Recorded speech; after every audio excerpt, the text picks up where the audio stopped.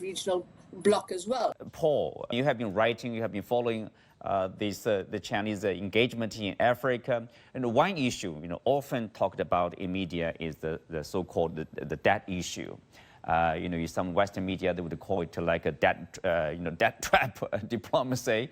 I would call it a fake accusation. Tell us more about that. What is really going on there? Yeah, definitely.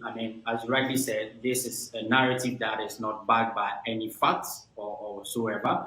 When you track the numbers in terms of the African continent current debt level, nobody is saying that we don't have issues about debt-related crisis. In fact, Zambia, my own country, Ghana, currently we are going debt restructuring. We have to go to the IMF for a bailout last year. So obviously it shows that the reality is that countries on the continent, some number of countries on the continent are suffering from debt-related crisis.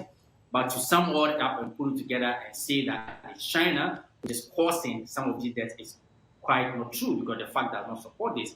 Because look across the continent of Africa, track all the total external debt of the continent of Africa, you're looking at between 10 to 12% that is owed to China.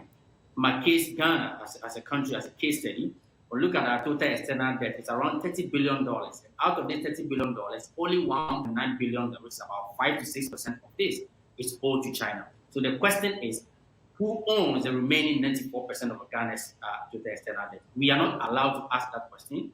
Again, we are not even allowed to interrogate what those money that were borrowed from China were used for, because then again, we can have to also interrogate what those monies are used for, because debt in itself is not bad, but it depends on what those funds are used for. We are not even allowed to ask those questions. So to sum it up and say that because we owe China 4% of our total external debt, therefore China is the cause of our debt crisis, it's not founded in any way. Sanusha,